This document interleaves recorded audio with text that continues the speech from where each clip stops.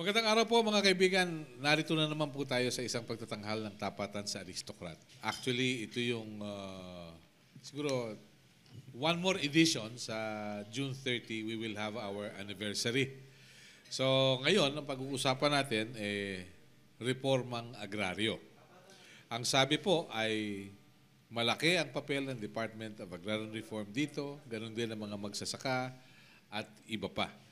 Sa Bicol, merong kasabihan na yung daw DAR, ang ibig sabihin Department of Agrarian Revok. Bakit ika? Sa halip ika magdala ng kapayapaan, gulo ang dala. Which I don't think na totoo naman, sapagkat may nakikinabang din sa mga palatuntunan ng Department of Agrarian Reform. Although may nagsasabi na kulang pa rin yung basic services. At yung agrarian reform communities, hindi pa kasing unlad tulad ng inaasahan. Gaano kaiba ang agrarian reform sa Pilipinas kung ihahambing sa ilang mga bansa na nagkaroon ng agrarian reform? At bakit hanggang ngayon, issue pa rin yung Hacienda Luisita? Ano bang hiwaga noon? Natatandaan ko si Cecil Guidote Alvarez, meron siyang play sa PETA na ang pamagat noong 1970s, mapait na asukal.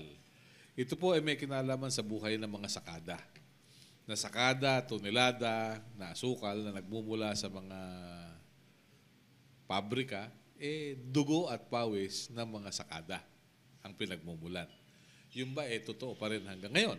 So, ngayong umaga, kasama po natin si Undersecretary Anthony Parungaw. Siya po ang Undersecretary for Legal Affairs ng Department of Agrarian Reform. At narito rin po naman si dating chairperson, pero dating congressman, si Kapa Eng Mariano, ng Kilusang Magbubukid ng Pilipinas.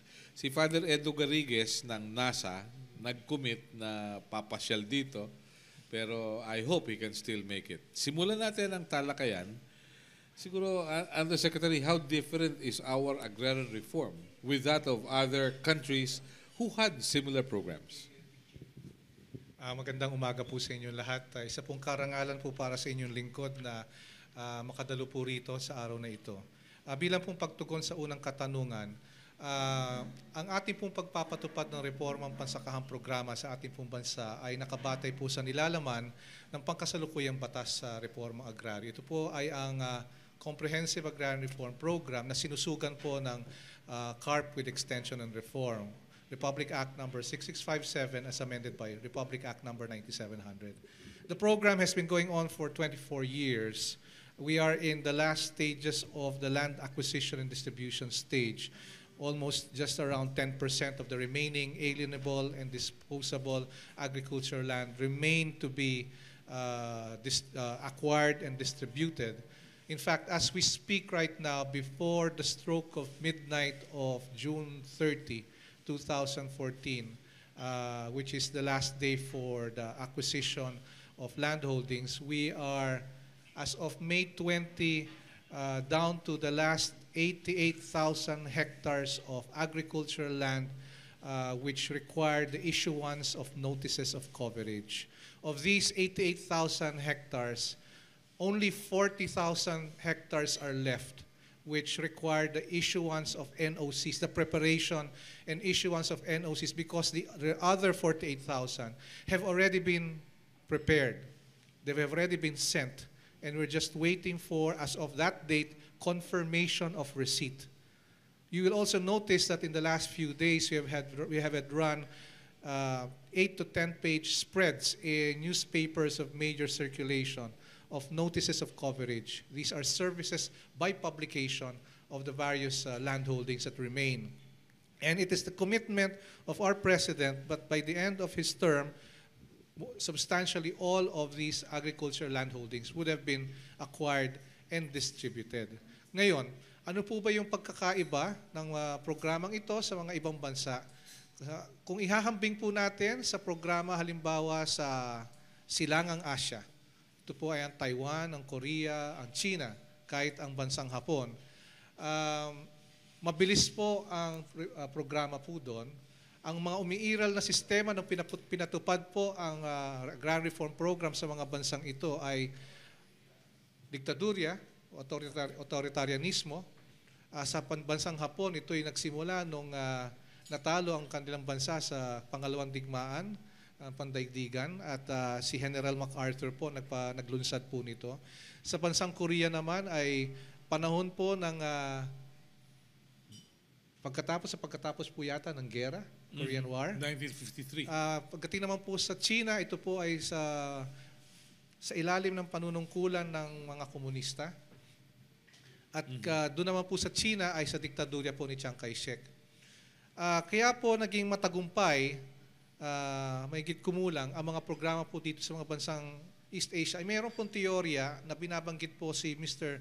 Joe Studwell sa kanya pong librong pinamagatang How Asia Works. Dito po sa aklat na ito, mayroon pong 3 intervention ng mga pamahalaan na ginawa na siyang nagsigurado na maging produktibo at matagumpay ang programa. Magtataka po kayo dahil noong panahon ng dekada 60, ang 1 hektarya ng tubuhan sa Taiwan ay mas malaki pa ang harvest kumpara naman po doon sa 1 hektaryang tubuhan sa Negros Occidental. Ito po yung dekada 60 bago po nagkaroon ng CARP. At ang dahilan po dito ay una, ay ginawa po nila, minaximize po nila yung output from agricultural or household farming sa pamamagitan po ng radical restructuring of agriculture. Dito po nagkaroon talaga ng matatawag po nating laboratorio ng free enterprise ang saan lahat ng beneficiary pare-pareho nagkaroon ng pantay-pantay na lupain. Meron po silang access sa support services. Pangalawa, ang gobyerno po ay nagkaroon ng direktang puhunan sa mga negosyanteng nagmodernisa ng manufacturing.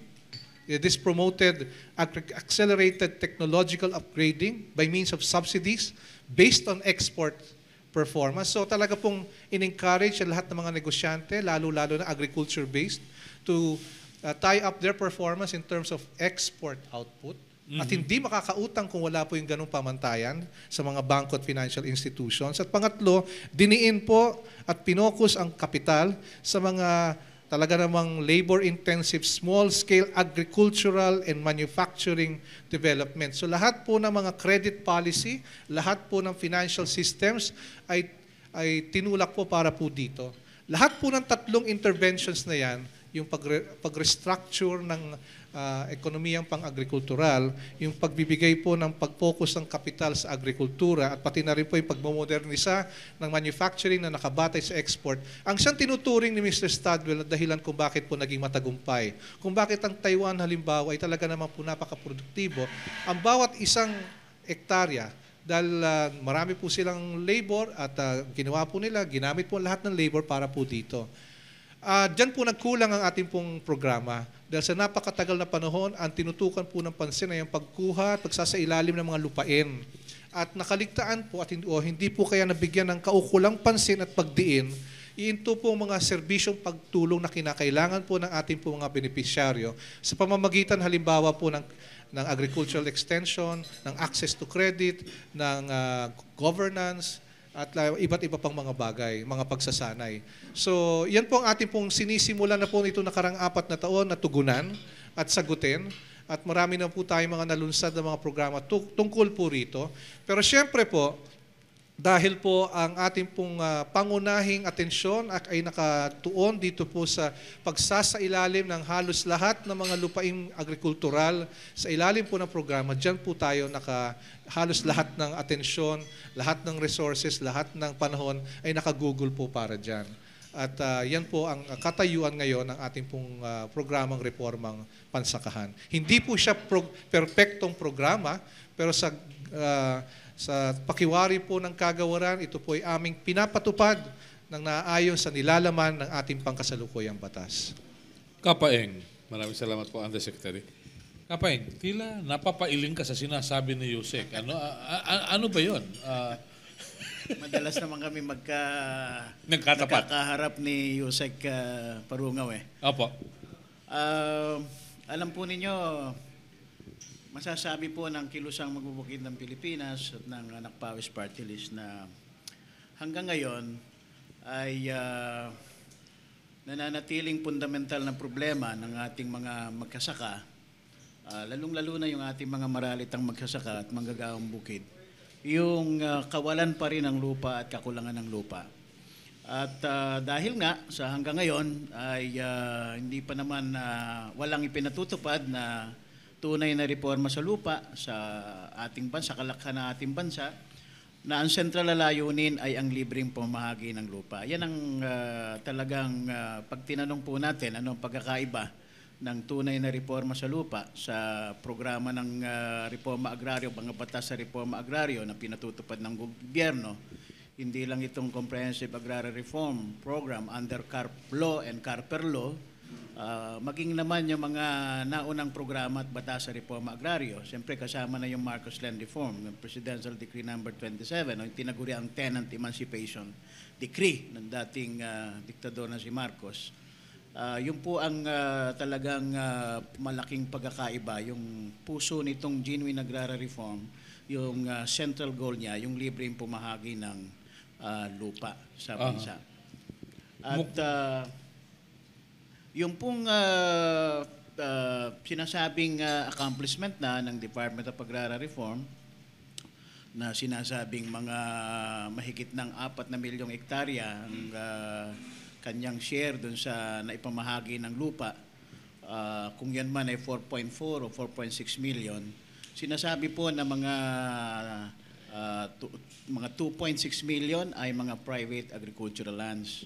Pero nung pong 1988, natatandaan ko, maglunsad ang DAR ng Lista Saka or Land Registration Program noon, lumalabas doon na may kabuang 8.9 million private agricultural lands. So kahit po ibawas natin yung 2.6 million, so meron pang 6.3 million. Di bawas mo pa yung 1. Ito po, Melot, sa ating mga kaibigan sa media, ang isa pa pong makikita natin doon sa datos mismo ng DAR at ng Land Bank, lumaki yung bilang ng mga magkasakang nasa ilalim ng agricultural leasehold system, yung namumbisan.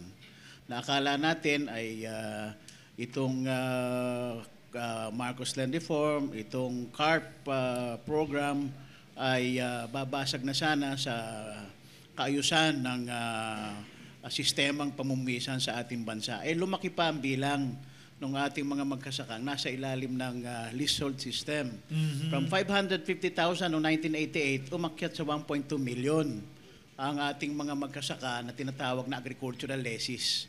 Ang area naman na sinasabi under leasehold system ay lumaki rin mula 582,000 hectares noong 1988 to 1.7 million hectares. So, yung pong policy of owner cultivatorship, pagka ganyang nananatili yung ganyang tenancy relation sa ilalim ng agricultural leasehold, na dapat sana kung titirhan man, may retention right man yung mga may-ari, dapat sana mayroong provision na dapat titirhan sila, may karapatan silang mag-retain, pero sila mismo ang magbubungkal o membro ng kanilang pamilya. Hindi po sa CARP kasi pinahihintulutan din yan at and then yung managing the farm, kung yung mga legal heirs na may-ari ng lupa, original landowner, ay nagkaroon din ng nakatamasa rin ng kanilang right bilang preferential beneficiaries under CARP Law, amended by CARPER Law, Republic Act 9700. Ngayon, bakit mahalaga ang lalo yung sentral na layunin ng libreng pamahagi ng lupa na isang tunay na reforma sa lupa? Na ito rin naman yung pangunahing nilalaman nung sinusulong ng Kilusang Bukid ng Pilipinas, sinusuportahan na inihaing muli ng Anak Pawis Party List sa katauhan ni Congressman Fernando Capando Hicap, tiga Bicol, at sinuportahan din nung 6 pa na kinatawan sa House of Representatives na bibilang sa Makabayan Block. Kasi po, sa datos mismo ng Land Bank of the Philippines, as of September 2013, yung mahigit sa 730,000 na mga farmer beneficiaries na dapat ay may guhulog ng amortisasyon, lumalabas, Melo, ay mga 77,000 lang ang naka-fully paid. So, dun sa data, lumalabas na lalabas na 9.7% lang ang naka-full payment at yung 93%, kalakhan nun, 75% ay hindi talaga nakahulog ng Bakit? amortisasyon o kaya naman partially nakahulog yung 14 to 15%. Ang tanong ay, siyempre, hindi lang doon sa walang support services. Ang punto po rito ng Kilusang Bukid ng Pilipinas at ng mga may akda pangunahin ng Genuine Agrarian Reform Bill sa Congress na sa House of Representatives, House Bill 252, ay dagdag na inhustisya yung mga benepisyaryo ng agrarian reform na inobliga mo pa na magbayad ng amortisasyon. Totoo po yun, nasa statute yan. Pero hindi naman yun iminamanda o inuutos ng saligang batas. Kahit po 1935, 1973, 1987 constitutions, walang sinasabi doon na yung mga farmer beneficiaries ay dapat magbayad ng amortisasyon. So, ibig sabihin, at kung hindi ka makahulog ng katumbas ng 3 taon ng hulog na amortisasyon, pwede maaaring ma-foreclose yung lupa at maging daan na yung magsasaka mawala sa lupa o yung lupa mawala sa magsasaka. So, taliwas na naman yan dun sa sinabi sa desisyon ng Korte Suprema, dun sa kaso ng Hacienda Luisita, that the policy on agrarian reform is that the control over agricultural lands must always be in the hands of farmers. Kung hindi makahulog ng katumbas ng 3 taon ng hulog, po-foreclose ng land bank yung lupa. Katulad ng kaso na yan, na 93% ay hindi nakaka-fully paid. Di ibig sabihin yan, lalabas niyan, lumalabas, isa lang sa bawat 10 magsasakang farmer beneficiaries ang talagang masasabi mong may sarili ng lupa. Yung siyang wala pa. Ano gagawin natin dun sa pagtiningnan pa po natin na 2.6 million na ang farmer beneficiaries ng Agrarian Reform Program ng gobyerno. So lalabas niyan, ilang porsyento itong 77,000 na ito?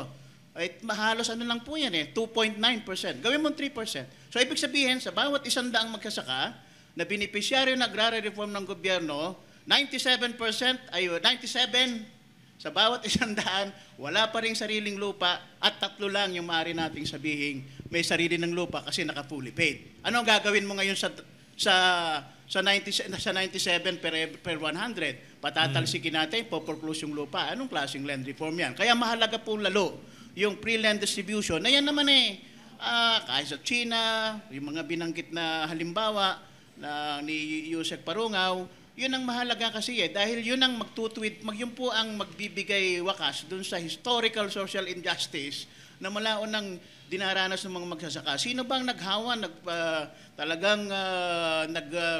ginawang produktibo ang lupa? Ang magsasaka po Kung tutusin naman talaga, anong partisipasyon ng landowner dyan? Hinihintay lang niya yung makakaparte niya na share sa ani. So yan po yung isang malaking pagkakaiba at saka yung pagiging thoroughgoing, talagang truly comprehensive, redistributive ng Genuine Agrarian Reform Bill na 3 beses na pong na-deliberate sa House of Representatives, particular ng Committee on Agrarian Reform, na sabi nga po namin, lalo na sa pagsimula ng second regular session, kailangan mag-decide na yung Kongreso. I-extend pa ba yung CARP law, yung hinahabol ng DAR na kailangan bigyan pa sila ng mga dagdag na panahon para makapag-issue ng notice of coverage, o ito nang nakahain na ito na dinideliberate na sa House of Representatives at nakatatlong public hearings na nung nakaraang Congress, hindi lang nakapaglabas ng committee report. At yun na po ang dapat pagdesisyonan ng Kongreso. No? Alright. Kung itutuloy pa yung extension na yan, at ito, kaya ito nang pag-usapan, itong nakahaing Genuine Agrarian Reform Bill, para po talagang malutas na po yung fundamental na problema ng milyon-milyon nating mga magsasaka, ang kawalan ng lupa. Marami po salamat. Break muna tayo ron. Pero ilang bagay ang binanggit ni Kapaeng Yusek, like for example, yung libreng pamamahagi ng lupa. Pero I understand there is also this provision in Constitution sa ating saligang batas na hindi mo basta-basta makukuha yung ari-arian ng isang tao nang walang kaukulang kompensasyon. Just compensation. Yes, due process and just compensation.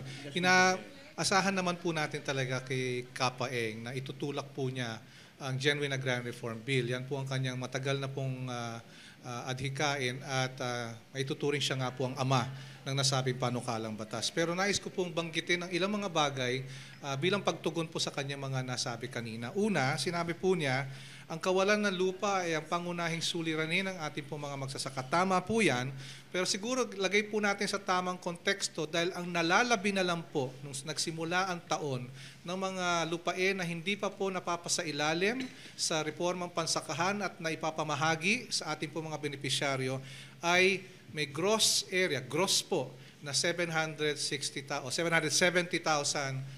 hectares. No? Yan po ay kung titingnan po natin ay gross figure dahil dapat siyempre tatanggalin po natin dyan ang mahigit kumulang na mga 90 hanggang 100,000 hektarya na may tuturong po nating hindi po carpable, mga katulad halimbawa ng ilog, mga tubigan, mga easement, mga right-of-way, mga sementeryo, mga eroded area at iba't iba pa. So kung tutuusin, kung i-menos po natin yung 100 doon sa 770, may mga 670 na lang po ang natitira. Amin din pong nai-estima na pag naipatupad na po sa lalabing 2 taon ang programa, ay makikita po natin na siguro ang estima po ay mga 120 hanggang 130,000 hektarya ang magiging kabuuang bilang o sukat ng mga retention area na mga may-ari nitong mga nalalabing mga lupaing agrikultural na naayon sa batas ay meron po silang tigli 5 hektarya. So kung i-assume natin, ang bawat isa sa kanila ay may isang lupain lamang. So kung i-menos pa ho yung 120 to 130 hectares na yon, doon sa 770 na minenosan na po natin ng 90, 100, ang aming pong estima, realistically, ang natitira na lang po as of the start of the year is 550,000 hectares na kailangan pong ipamahagi bago po sa pinangako po ng ating presidente bago magtapos ang kanyang termino. Ibig po sabihin sa madaling salita ng pamamahagi ay ang pagre-rehistro ng kaukulang CLOA o Emancipation Patent na siyang nagsisilbing titulo para po dito po sa mga benepisyaryo na ang original na kopya ay maibibigay po sa Land Bank dahil siyempre po may obligasyon po ang beneficiary na magbayad po ng 30 taunang amortisasyon. So yun pa yung unang bagay, no? Nagbabanggit po kasi ng datos na marami pa daw po nung nagsimula daw 8 million, 9 million, etc. Ang pagkakaalam ko po dito talaga doon sa kabuuang bilang na 30 milyong hektarya ng buong bansa. Ang alienable and disposable lamang po dito ay 10 milyon. At doon sa 10 milyon na iyan, meron pong may bahagi po dyan na hindi po talaga masasama sa programa dahil ito po ay nakalaan na sa mga lalawigan, sa mga poblasyon, sa mga lungsod, etc. No? So, doon sa natitira, ang pagkaalam ko po, ang na-distribute na po, hindi lamang ng DAR, pati na rin po ng DNR. Dahil ang DNR ay siya rin pong ahensyang nagpapatupad din ng programa, ay mga 7 to 8 million na. So ito na lang nga po natitirang 770,000 gross ang siyang nalalabi na gawin po namin. Yan pang unang punto. Pangalawa, nabanggit po ni Kapaeng na ang tanging layunin po ng reformang pansakahan ay ang libreng pamimigay ng lupaing agrikultural. Sa akin po pakiwari, ang tanging pangunahing layunin po ng programang reformang pansakahan ay magkaroon po tayo ng kaunlaran sa ating pong kanayunan. Dahil ang rural development naman po, ang siyang talagang maituturing po natin isang napaka-importanting bahagi po ng tunay na progreso sa ating pong ekonomiya. Kung ang buzzword po ngayon ay inclusive politics, well, real economic growth depends on progress in the countryside. And there is no progress in the countryside unless there is agrarian reform. And that is the reason why I think to uplift the standards of living, ang pangkabuhayan po ng ating mga magsasaka, ang siyang tanging layunin ng programa, hindi po yung libreng pamimigay. Yan po ang isang tinutulak lang po ni Congressman Mariano. Pangatlo, sinabi rin po niya na ang suma total daw po ng mga hindi pa nakakabayad o mga konti pa lang na nababayad ay may sinabi po siya mga 75% at 7% o 8% lang ang fully paid. Yan po yung datos na binabanggit po niya. Pero doon po sa huling pandinig ng GARB, dito po sa mababang kapulungan, doon sa committee, meron pong pinisinta ang Land Bank na sertifikasyon na nagpapatunay na kung tutuusin ay lagpas 40% sa mga benepisyaryo ang nakakabayad, no, dito po sa programa. At ni minsan pa ho ay hindi pa nagkaroon ng pagkakataon na nag-foreclose dun sa morgahe na kinonstitute dun po sa titulo. Kaya po may morgahe yan, syempre ayon sa batas, kailangan po talaga magbayad. At para magbayad, ang seguridad ay yung titulo mismo. Ina-annotate po at kaya yung original na kopya ayon sa batas ay mabibigay sa land bank. Ang binibigay po sa benepisyaryo ay ang certified true copy ng nasabang titulo, whether this is an emancipation patent or a CLOA. Binanggit din po niya na bakit pa raw po kailangang hintayin na magbayad ang magsasaka. Aabot daw po ng 30 taon yon at napakatagal na panahon at hindi po tunay na pamimigay po yon. Ang sagot lang po dyan, yan po yung nakasaad sa batas. At ako naman po ay nakaharap sa inyo bilang pangalawang kalihim ng kagawaran para sa legal. Di ko naman po pwede itaguyod ang lumalabag sa batas na umiiral po ngayon. At yan po ang nakasaad po dyan na maliwanag pa sa sikat ng araw. At sa katunayan, may DOJ opinion na rin po. At meron din pong alituntunin ng kagawaran nagsasabi, kasama na rin po ang land bank, na hindi kailangan maghintay ng 30 taon para makuha yung original na kopya ng titulo, kundi ang pwede na makuha yung titulo kahit kung meron ng katunayan na nakabayad na po ng buo. So yun po yung sagot naman po doon. Pagdating naman po doon sa pakiwari na humihingi po kami ng extension, ayan po hindi totoo. Bagamat liwanag din po ni Kapaeng na iba po yung amin pong hinihiling ngayon. Tama rin po siya doon.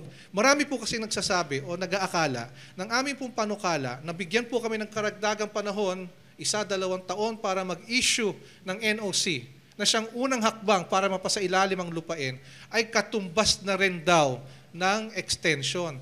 Hindi po tama yan. Maliwanag po ang posisyon ng kagawaran, hindi po kailangan ng extension dahil kung sasabihin po natin extension, nangangahulugan may expiration. Hindi po kami sang-ayon sa konseptong matatapos ang programa dahil yan po ay nakasaad sa ating saligang batas. Ang kailangan lamang po dito, ayon po sa Republic Act No. 9700, ay ang pagbigay ng karagdagang panahon dahil ang mismong batas, ang Section 30 mismo, ay nagsasabing kung may nakabingbing kaso o di kaya gawain ang kagawaran pagdating ng hating gabi ng ika-30 araw ng Hunyo ng kasalukuyang taon, ay maaring ituloy pa rin ito hanggang makumpleto. So tinutukuyan na lang po namin ay yung mga nalalabing mga lupain na ngayon pa lang alam na namin hindi namin mai-issuehan ng NOC. Bakit po? Nangyari po halimbawa sa Negros Occidental na nag-issue ng certification ang Land Registration Authority na nawawala daw ang original na kopya ng 1,200 mga lupain doon, ng mga titulo doon. Pagdating naman po sa lalawigan ng Leyte, nasira po at nawasak lahat ng papeles ng kagawaran doon po sa aming tanggapan sa probinsya ng Leyte. So ngayon pa lang makikita namin na may mga matitira. At hindi lamang po yun, yung database po ng kagawaran, aaminin ko po sa inyo, ay hindi po siya kompleto. Kung kaya't itong nakaraang 3 taon ay humihingi po kami ng ayuda sa ating po mga kasama sa civil society. Nabigyan po kami ng kanilang talaan ng mga lupain na wala sa database, nang sa ganun ay maisama namin. O di kaya kami mismo, ang aming po mga tao sa field, pag pumupunta po at pinapatupad ang programa, may nadidiskubre sa pananaliksik na mga lupain na hindi kasama sa database. At yan naman po ay expected dahil yung database pong yan, halos malimit, kasama po dyan yung mga tax declaration. No, na hindi naman po talaga masasabing katibayan ng pagmamayari. So yun po yung mga bagay-bagay na mga nais ko pong banggitin. Hindi po kami humihingi ng extension. Hindi po tama yung konsepto ng extension dahil ibig sabihin ay expiration at malalagay lamang sa alanganin ang mga beneficiary at mga magsasaka ng mga nalalabing lupain kung hindi po natin bibigyan ng kagawaran ng karagdagang panahon dahil ayon po sa ating saligang batas, ang mandato ng kagawaran ng ating pong gobyerno ay ipasailalim ang kahuli-hulihang lupaing agrikultural at ilagay po siya sa ilalim ng programa. Kaya yan po ang aming pong hinihiling dito po sa ating pong Kongreso. Bago po ko buksan yung ating bulwagan para sa ating mga kasama ngayong nasa media, no? Let me just ask very briefly, no, sa ating mga panauhin, gaano ka iba itong ipinatutupad na batas na ito doon sa ipinanukalang batas ng yumaong Congressman Bonifacio Hillego na kinontra ng namayapa na ring Congresswoman Hortense Stark noong pang dekada 80. Kapaeng, wala pa po kayo sa Kongreso noon, nasa kalsada pa lang kayo. Kayo po yung nasa College of Law, Undersecretary. Gaano po kaiba itong pinatutupad ngayon? May mga provision yung original na House Bill 400. Melo, kung matatandaan mo, nang may pangunahing may akda ang yumaong Boni Hillego, kinatawang Boni Hillego. At itong GARB na masasabi nating makakatulad. Siyempre, yung lend to the tiller principle, yung zero retention limit, no? Yan ang mga nilalaman noon eh. At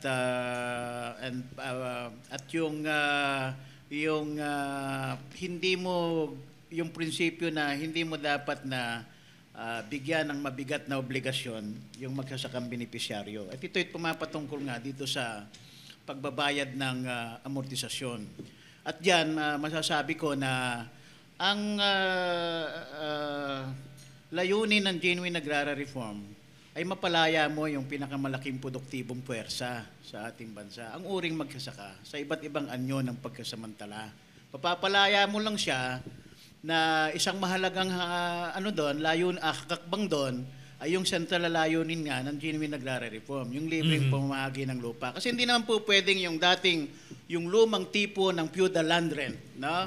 Upa sa lupa o bisa lupa, ngayon na ilalagay mo sa bagong tipo ng land amortization. Ibig sabihin, yung upa sa lupa na yon, of which, pinipiga yun sa magsasaka. Ngayon, ito yung land reform, ay hindi mo rin binigyang wakas yung pagpiga na yon, no? Sa magsasaka. Nasa bagong tipo lang na anyo ng land amortization. Kumbaga, humalili yung land bank yung gobyerno, doon sa mga may-ari ng lupa. Di ba?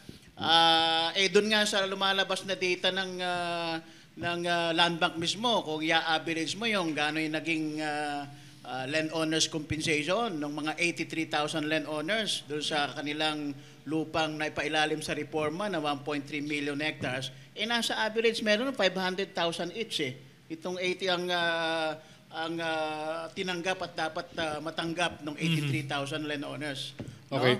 No? So ibig sabihin, kaya po para sa tunay na kaunlaran ng kanayunan, itong genuine agrarian reform, kasi hindi naman po natin mapapaunlad yung kanayunan kung yung nanatiling the single biggest class na productive forces sa ating bansa na nasa kanayunan ay hindi pa rin nakakalaya sa iba't ibang anyo ng pagsasamantala. So yun yung kahalagahan ng pong genuine agrarian reform program. At yan ang pinakapuso nitong yung libreng pamahagi ng lupa, yun ang sentral layunin at puso ng genuine agrarian reform. At mapapairal lang natin ang hustisyang panlipunan sa ating mga magkasaka kung iyan ang prinsipyo at sentral na layunin ng isang programa sa reformang agraryo. Okay, maraming salamat, Kapeng. Melo, Yusek. bilang pong kasagutan sa inyo pong tanong, kung aking pong natatandaan, is ang ilang mga bahagi o pagkakaiba ng panukalang batas na inihain po ng nasirang Congressman Gallego at itong pangkasalukuyang batas po natin na sinusugan ng Republic Act number 9700 ay una, siyempre po yung laki po ng retention area. Kung hindi po ako nagkakamali, magkaiba po yun. Pangalawa, yung bilang po ng preferred beneficiaries, doon po yata sa original, wala po yata yung konseptong yun. Pangatlo, yung dami po ng mga halimbawa ng maaring mga lupang pwedeng ma-exempt o ma-exclude. Pang-apat po, yung computasyon ng just compensation, may pagkakaiba rin po yata doon. At panlima, hindi ko lang po alam kung kasama po ito sa original, no? Pero doon po sa CARP, nagkaroon po ng provision na nagbigay po ng 10 taong deferment period sa mga korporasyon. Hindi ko lang po alam kung kasama po yun doon sa original na version. Ito po kasi, kaya ko po nabanggit ito po 10-year deferment period, tumukoy po ito doon sa mga plantasyon, lalo na sa Mindanao, na siya ngayon, mga commercial farms, kalimitan ng mga banana o pineapple plantation, na siya ngayon nagbubunga ng mga marami mga suliranin at mga usapin pagdating po sa katayuan at kalagayan ng mga manggagawang bukid doon na naging benepisyaryo. So, hindi ko lang po matandaan masyado kung ito pong 10-year deferment period ay nasama rin po doon sa Giliego Bill. At gayon din po yung stock distribution option na binigay din po sa mga ilang mga kumpanya. Opo. Yun po yung kasagutan po doon. Pangalawa, nais ko lang po idiin na hindi naman po siguro tama na sabihin na humahalili ang kagawaran o ang land bank doon sa mga dating mga Panginoong may lupa na humihingi noong kanilang bahagi ng share. Dahil kung titingnan po, essentially, opo, although strictly speaking, it's not correct because ang konsepto po dito hindi naman po talaga libre at lalo pong pangangalagaan ng sino mang tao, beneficiary man o hindi, kung kanya pong pinaghirapan ang kanya pong pagmamayari ng lupain. Dito nga po ay napakagandang real estate transaction itong sa reformang pansakahan. Doon lang po sa Hacienda Luisita, halimbawa, di lang, parang lalagpas po yata isang kahang sigarilyo kada buwan ang babayaran doon sa unang 3 taon.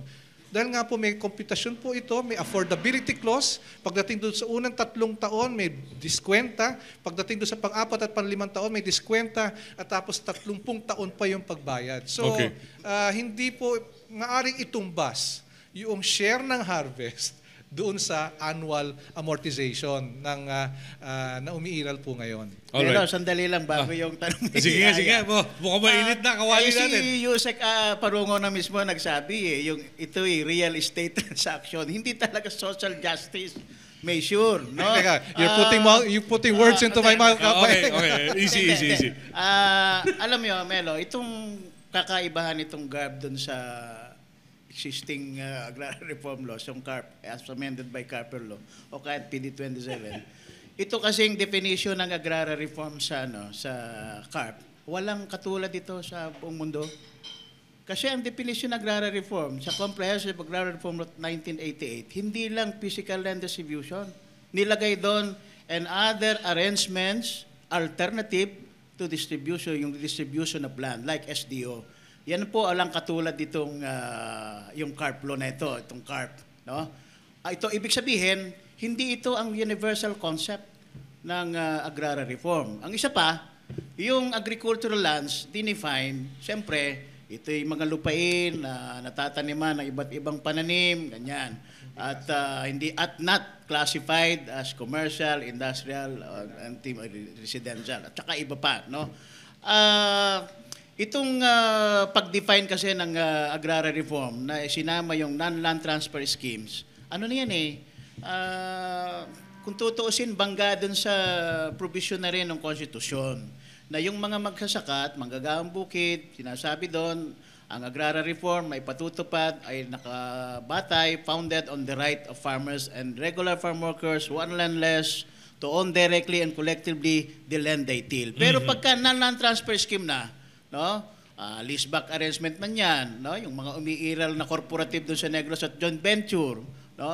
Itong SDO at iba pa and the like, ano neto bangga na yan talaga sa tunay na diwa at kahulugan, definisyon ng agrarian reform. Siyempre maintindihan ko hindi naman sila bumalangkas niyang CARP law at Marcos dan Deform Kaya nga dapat sa mga karanasan nila makapag-ambag pa sila at kami na-appreciate namin yung kanilang comments dito sa panukalang batas, no?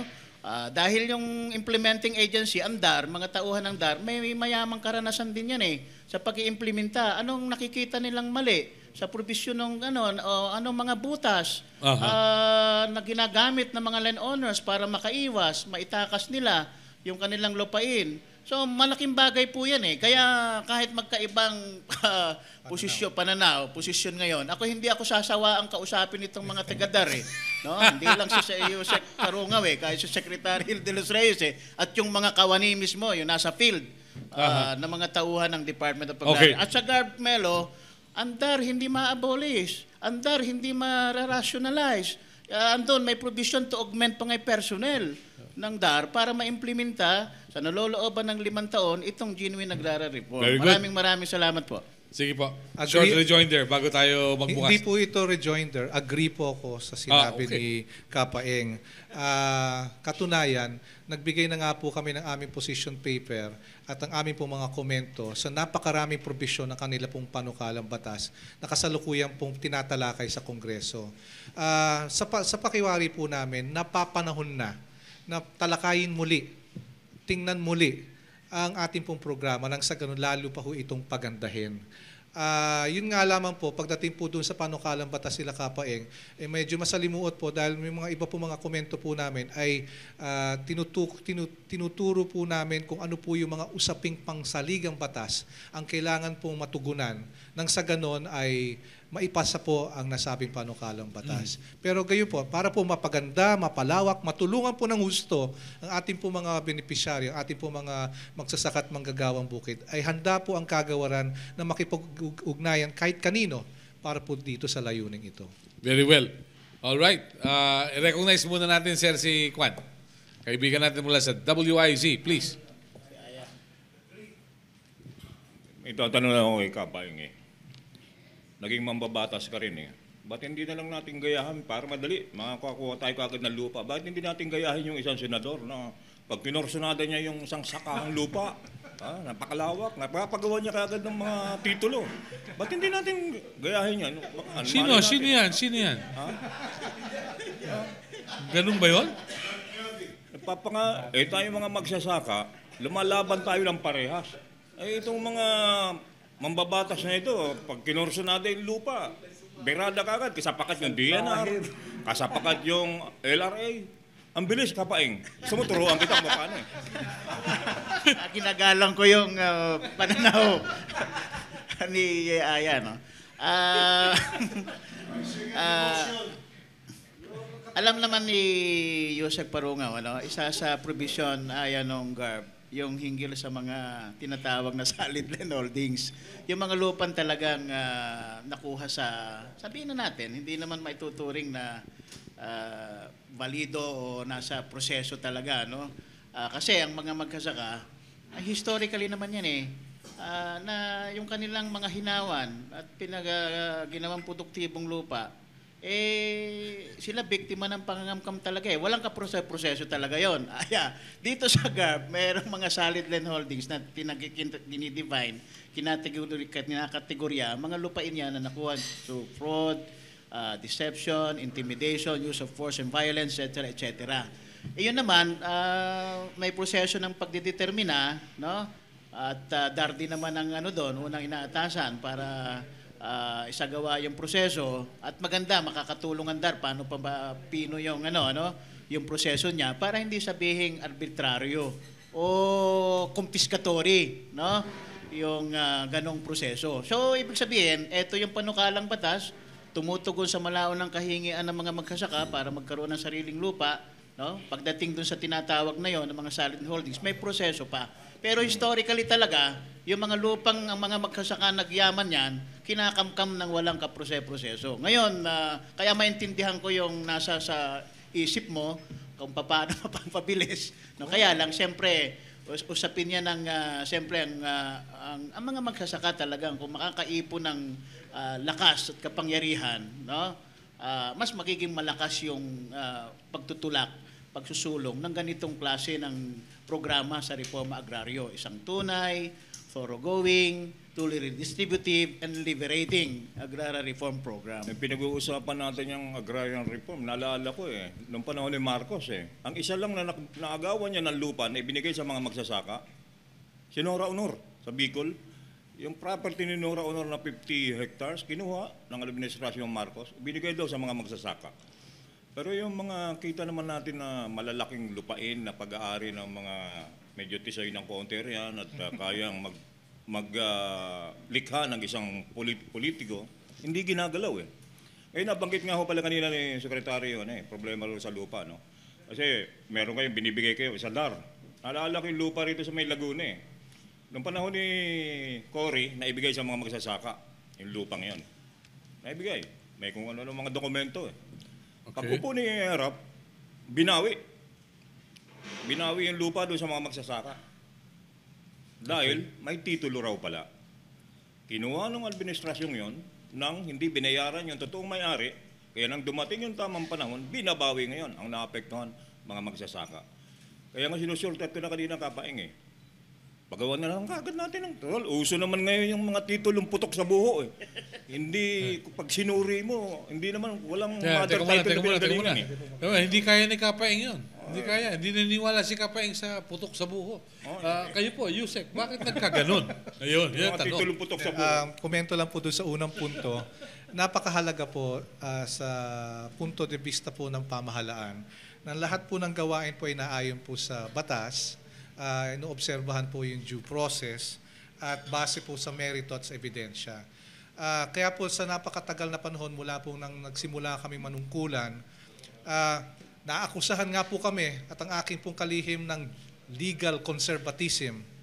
Pero ang aming pong pakiwari, hindi po nangangahulugan na porke nagrarally, nagwewelga, nagpipiket, o nagka-camp out do sa harap ng gusali ng kagawaran ang mga grupo ng mga magsasaka, ay kailangan pagbigyan na kagad.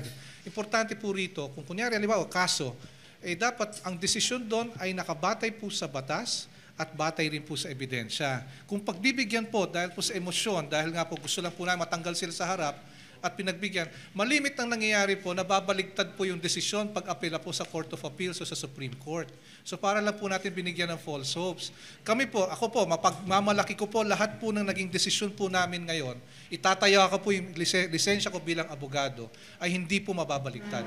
Dahil nakatuon po yun, nakabatay po sa batas at sa ebidensya. At kung yan po ang magiging pamuntunan po natin, kahit po yung mga hakbang pagdating po sa mga lupain, ay dapat po talagang nakaayon sa batas. Kung meron pong kailangan baguhin sa batas, dapat lang po diskarte na po ng Kongreso yon at marami naman po talagang kailangan baguhin din.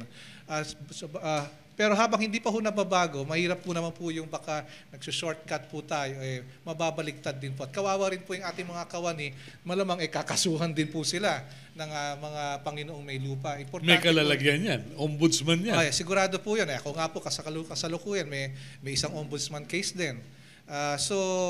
Siyempre, kailangan protektahan din po natin itong mga kasama natin na siya nagpapatupad para po sa kapanan ng mga benepisyaryo. Ngayon, pagdating po doon sa Bigay Bawi, may mga insidente pong ganon.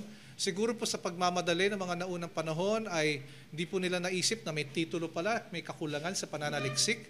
Kung kaya't ayon na rin po sa batas, ang isa naman pong titulo o CLOA o Emancipation Patent ay hindi naman po panghabang buhay na may visa at kung meron naman pong dahilan kung bakit po siya i-cancela, ay maaari po siyang makansela. Yan din po ay nasa batas. Iniiwasan na po namin yung ganyang mga sitwasyon at sa kasalukuyan nagkakalap po kami ng datos sa buong bansa para po malaman kung ilan nga ba yung mga titulong na kansela dahil sa mga gantong mga bagay. At malapit na po namin tapusin yung pagkakalap ng mga datos na yan nang sa ganun makagawa po kami ng mga kaukulang hakbang at mga pulisiya para po maiwasan o mabawasan ang ganito mga sitwasyon. Dahil nakakaawa nga naman po sa mga magsasaka. Melo, dito wirang sagot dun sa tanong ni Aya bago yung ibang kaibigan natin sa media magtanong. Aya, ganito. Kung pamilyar kayo dun sa kaso ng Hacienda Look sa Nasugbo, Batangas, 8,650 hectares, no? Para paikli na natin. Meron diyang mga 1,218 hectares na na-issuehan na ng emancipation patents. At may mga 1,292 hectares na na-issuehan na rin ng CLOA. No? Pero dahil pumasok yung mga korporasyon, like ng Manila South Coast Development Corporation, Phil Estate, at itong nila ginoong Henry C., na gustong i-develop into economic ecotourism project.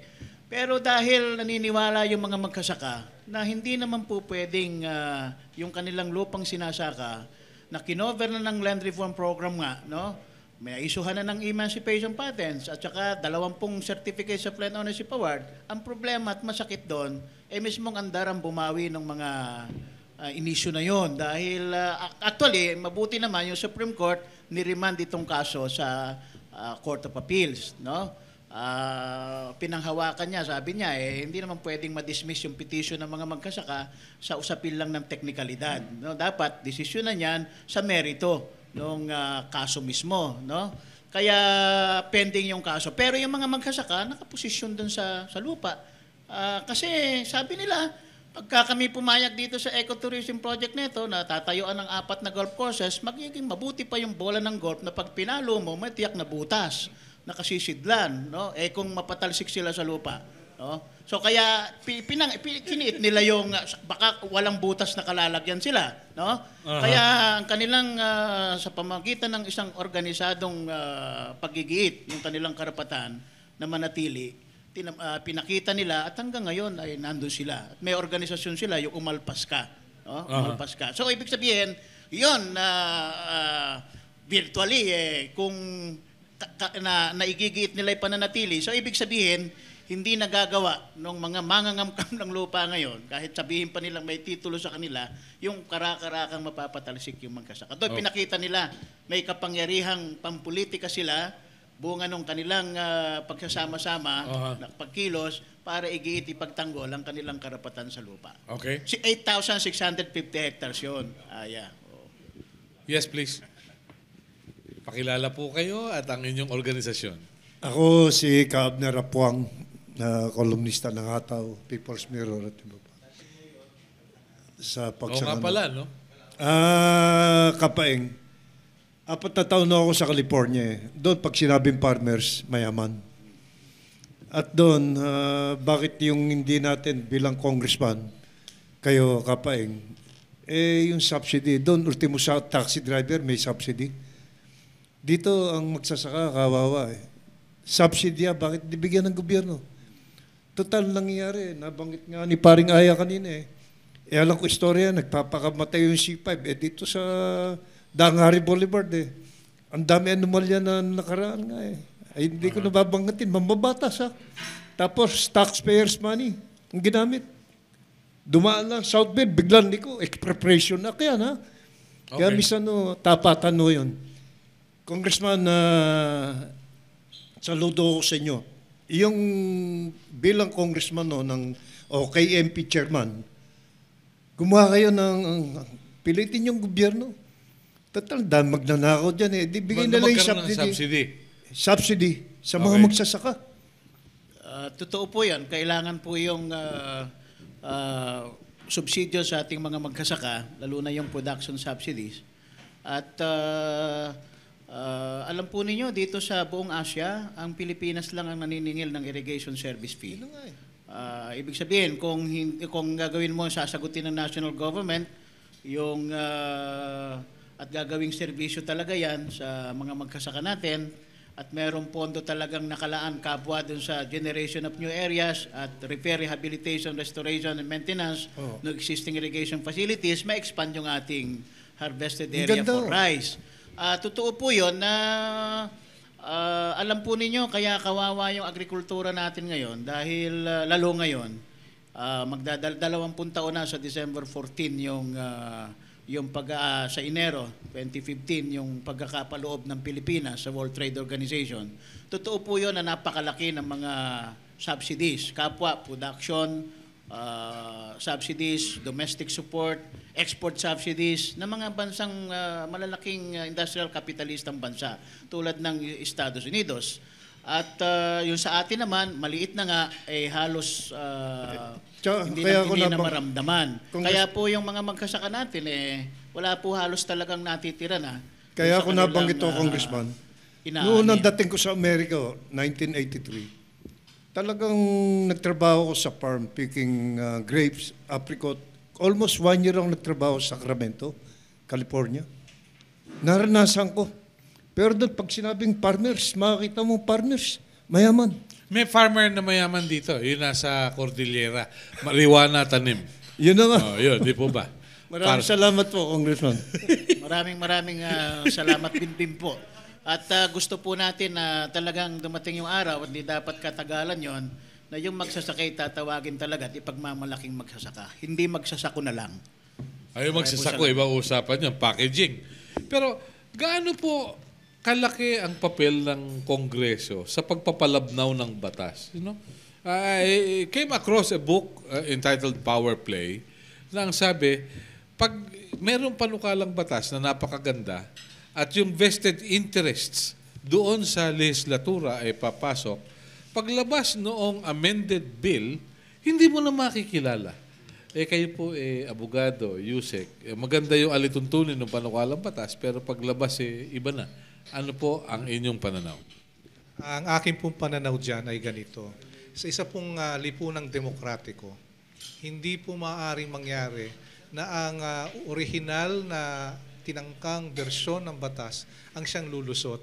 Siyempre po, kahit saan pong bansa, pagka yung sistema po nating pinaiiral ay demokrati po yung uri, kailangan po talagang makakuha ng mayorya ng mga kasapi ng lehislatura para maipasa batas. At hindi naman po maaring isipin na lahat po ng mga bumubuo ng Kongreso ay pare-pareho isip. Okay. Iba-iba po ang kanilang mga interes na kinakatawan, iba po ang kanilang mga constituents, kung kaya't para po maipasa, nagkakaroon po talaga ng kompromiso. Lahat po ng mga landmark legislation, kahit po sa Estados Unidos, ay produkto po ng kompromiso.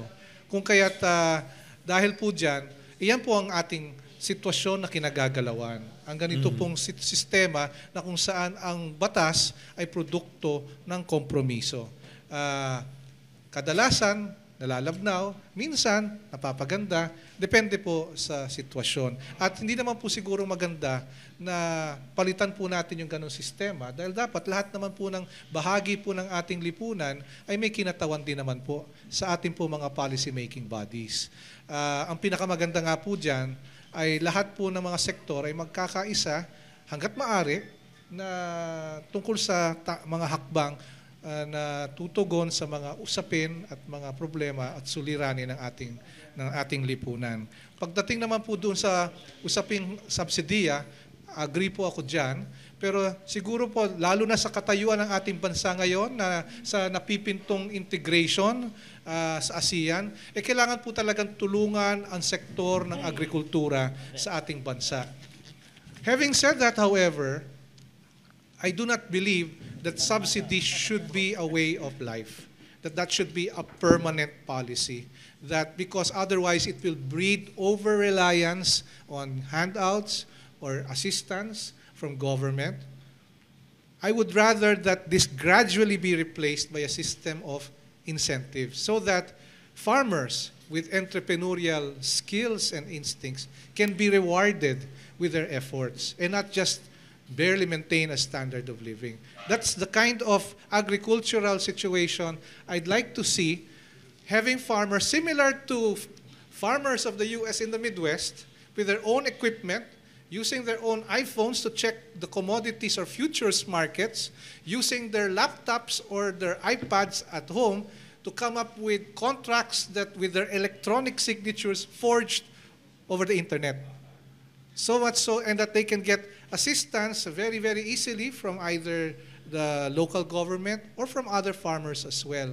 In other words, to help him or her become a successful businessman. Now, I don't think that will happen in my lifetime, but for sure we should work towards making that happen because by the same token that not everyone can be a newspaper person or not everyone can be a lawyer or community organizer like Kapaeng. Not everyone can be a successful agricultural businessman as well. But we have to give them the opportunity to be so. And that's what I think government is for. And that will not be achieved by a permanent lifetime system of subsidies, but rather by a combination initially of subsidies and eventually by incentives. Yes. Let me wish you, Undersecretary Parungaw, may you live to be 100. Dahil sabi mo kasi, not in your lifetime, how I wish you'll be 100 para makitang magkakatotoo ito. We'd like to welcome Father Edu Garrigues, Executive Secretary ng CBCP NASA, National Secretariat of Social Action, Justice and Peace. Ano na po nangyari doon sa hinihiling ninyong extension ng CARPER, Father Edu? Magandang umaga po at una po ipasensya ako'y na traffic. Marami na pong iba't ibang mukha at sa ngayon ay kausap din nga namin si Yusek nitong nakaraan sa radyo. Extension o mayroon pa rin isang forma sa pamamagitan ng pagpapalawig ng NOC, pagbibigay ng NOC. So ito po at may iba rin naman sinusuportahan din natin yung ibang mga bill sa Kongreso para dito sa pagpapatuloy ng CARP na mas totoo, kapaing. So, yung mga ganito. Kasi mukhang nag-uusap din nga po kami ni Christian Monsod nitong nakaraan. Sabi namin, parang tama yata kayo na kinakailangan talagang mas ang pagpapatupad ay seryosohang hindi gaanong binibigyan ng malaking puwang yung ay talaga mas yung enforcement talaga ay mas matibay. So yung sa ngayon po ang concern namin nga ay di yung sa NOC at iba-ibang ang forma diyan paano kasi ang napag-usapan namin nun yung takot na kapag hindi na issue yung notice of coverage ay baka hindi na maisakatuparan pa. So yun po yung isa sa mga sa bahagi ng legal. Pero yung sinasabi din ni Yusek, sang-ayon po kami doon dahil ang formula namin sa agrarian reform ay hindi lamang LAD. Ang sa amin po ay LAD++. LAD, acquisition, distribution. Pero kasama pa din po doon yung support services. Ganon din capacity building yung mga magsasaka. May tinatawag kami ngayong agripreneurship na bahagi din po ng pagsasanay namin na gawing yung sinasabi lang din ni Yusek na negosyante rin yung mga magsasaka. Ang training center po namin dyan ay sa Negros, sa Peñalosa Farm, para yung mga magsasaka ay hindi lang matutong magsaka, kundi maging negosyante at kumita sa kanilang maliit na lupang sinasaka. Okay po. Yes, please. Para kay Yusek. Leanne Angeles po, columnist ng Tiktik newspaper. Oo. Sir, ano po yung masasabi po natin? Kasi kung mapapansin po natin tungkol sa mga magsasaka natin, ibinibenta na po yung kanilang mga lupang sakahan at ginagawang mga subdivision. No? Pangalawa, ang ating po mga bigas ngayon ay puro mga imported na. No? Kaya yung mga magsasaka, parang nata-turn off na sa pagsasaka nila kasi unang-una marami ng mga imported na mga rice. Pangalawa, nag-isip sila sa ibang business, bebenta nila sa kahan at mag-isip na ibang business. So, unti-unti, parang bumabagsak yung ating mga pagsasaka. Wala pa tayo talagang konkretong evidence dyan. Everything is anecdotal. We hear that from here, there. Binibenta. Kung hindi mo binibenta lupain, binibenta yung CLOA, binibenta yung titulo, etc. etc. And pagdating po dyan, maliwanag po dun sa batas na pinagbabawal po yung pagbenta ng lupain sa unang 10 taon ng pamamahagi ng lupain sa kanila. At it can result in their disqualification as beneficiaries. Kasama po doon sa unang 5 taon, hindi rin pwedeng palitan yung gamit noong lupain. Kung kunyari gusto niyang gawing, yung 2 hektarya, gusto niyang gawing subdivision, hindi niya pwedeng gawin basta-basta lang kung walang siya mayor's permit. Kailangan talaga magkaroon ng formal, opisyal na pahintulot o clearance mula sa kagawaran. Kaso po yan, marami po reglamento yan. Kung hindi po, ay liable po siya for illegal conversion, which is also a criminal offense. No? So, ito po yung maaring gawin dyan, all of which can result in the disqualification of the beneficiary as under the program. Kumukuha po kami ng datos po tungkol dito. Nang sa ganun magkaroon po ng mga interventions pagdating po dito. Pagdating naman po doon sa nasabi po ninyo na parang nawawalang gana na po ang mga magsasaka. Kami po isang ayon sa mga panukalang batas ngayon na pagkaalam ko po ay aprobado na sa second or third reading ito pong National Land Use Act. Para po sa amin, napaka-importante ang food security at ang paggagayat kung ano-anong klase mga lupain sa bawat lungsod, bawat bayan, bawat lalawigan na napaka-importante. Nang sa ganon, matigil na po itong walang katapusang unmitigated conversions or transformations of agricultural. We have to maintain our food security at all costs.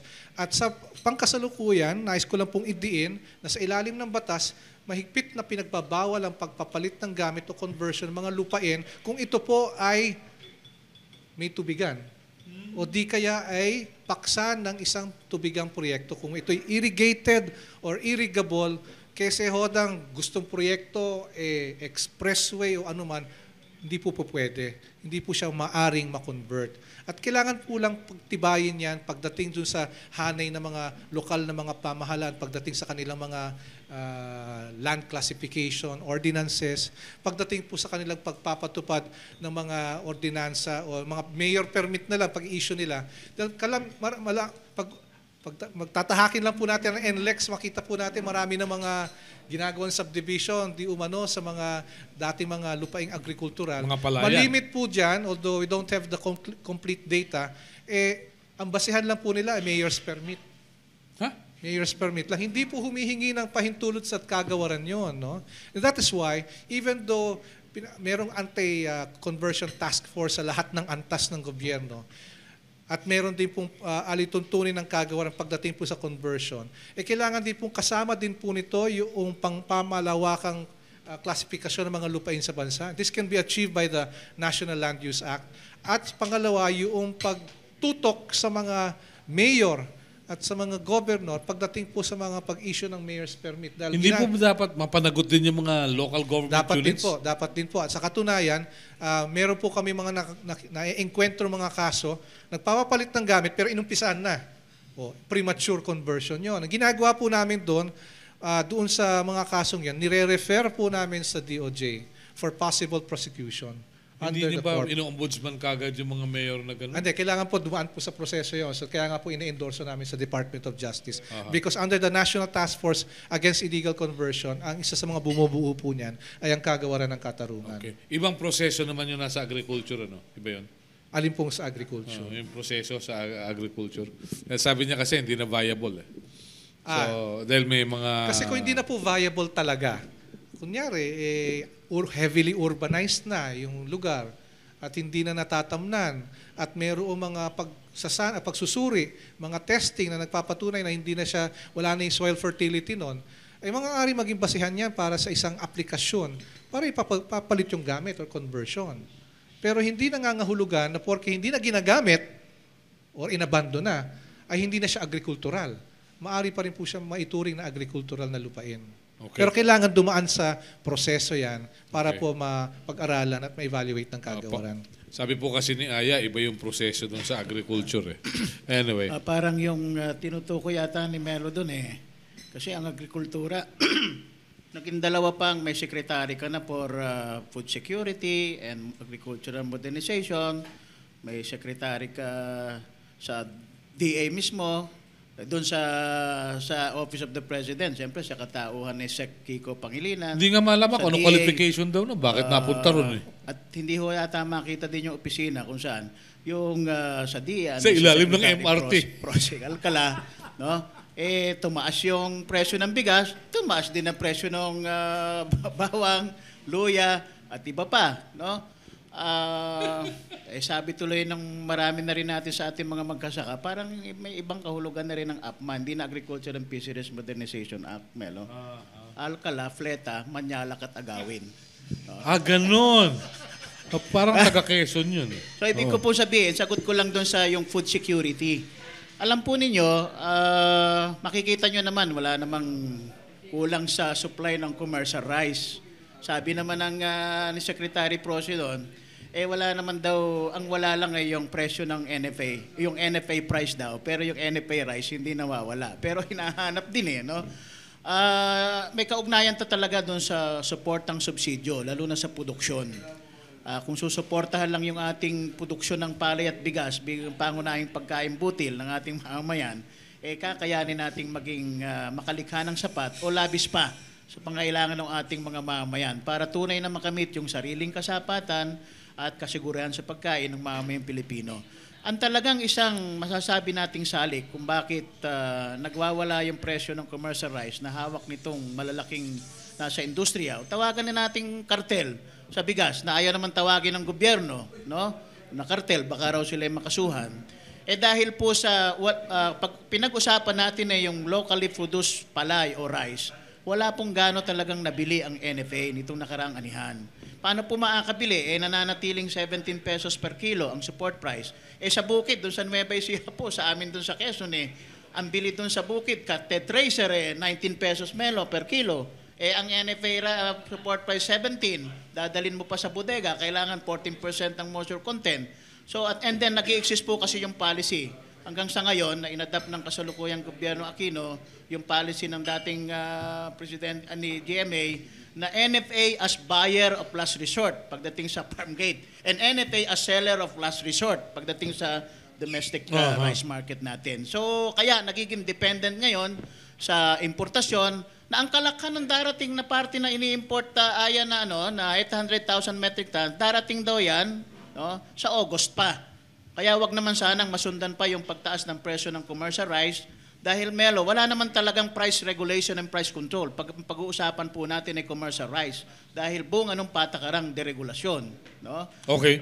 So kaya kailangan po ang mga usaping pampatakaran dito. Alam naman natin, Melo, yung mga pagdinig sa Senado, mga investigasyon ng Blue Ribbon Committee, matagal na sinasabi yan na may kartel sa bigas. Pero ito, magsosona na naman si President Noynoy Aquino. Bahagi po ng kanyang naging unang sona, kung matatandaan ninyo, sabi niya, may ilang individual at grupong nakinabang sa over-importation ng bigas sa nakaraang administrasyon. Matatapos na po ang term niya. Meron po bang naipakulong ng malaki sa kartel ng bigas at sa smuggler ng bigas? Wala po So okay. Kaya, yan po yung mga ilang salik kung bakit matataka marahil yung ating mga mamamayan sa kabila nung sinisipat yung self-sufficiency, bakit naman tumataas ang presyo ng bigas? Salamat po. Salamat. Thank you. Bago ako magtanong, tatanong ko lang kay Yusek. Tunay po bang merong desire ang gobyerno na palawigin na nating agrikultura? Hindi ko po alam kung ako po ang naaangkop na taong sumagot po dyan. Dala ko po ay yung pangalawang kalihim po ng kagawaran na reformang pansakahan. Kasama po yan sa Philippine Development Plan. Ito pong development of the agriculture as part of inclusive growth. So kung yung pong blueprint di umano ng polisiya ng pamahalaan ay sinasalamin po doon ay itong pagdiin sa agrikultura, ang masasagot ko po sa katanungan po ninyo ay oo. Yan po ay sa mga dokumentong opisyal po na nanggagaling po sa ating pamahalaan. Ito po ang sinusundan ng NEDA. Kung ang tinutukoy naman po ninyo ay mga maraming kaganapan sa kagawaran ng agrikultura, sa mga pinuno nito ay hindi na po ako siguro ang naangkop na taong sumagot po dyan.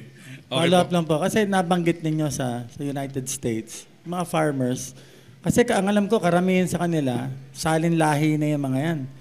Nung nagsimula pa nung 18th century na silang farmers, hanggang ngayon farmer pa rin yung mga families nila. Ngayon, I come from a family who are also farmers.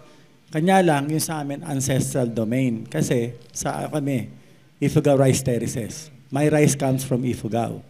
Ngayon po, kami, doon din nabuhay ang mga pamilya namin sa pagsasaka. Ngayon, nagbabago na kasi karamihan ng mga apo, mga anak ngayon, iniiwanan na ang pagsasaka. Na naging angkla ng kanilang kabuhayan dahil ito ang nagbigay ng edukasyon at kabuhayan sa kanila. Kanya lang nawawalan na rin ng gana. Ibig sabihin, ang pagsasaka is not ang tawag ba na, ang term ba nun, yung hindi na fulfilling profession or it's not financially rewarding anymore.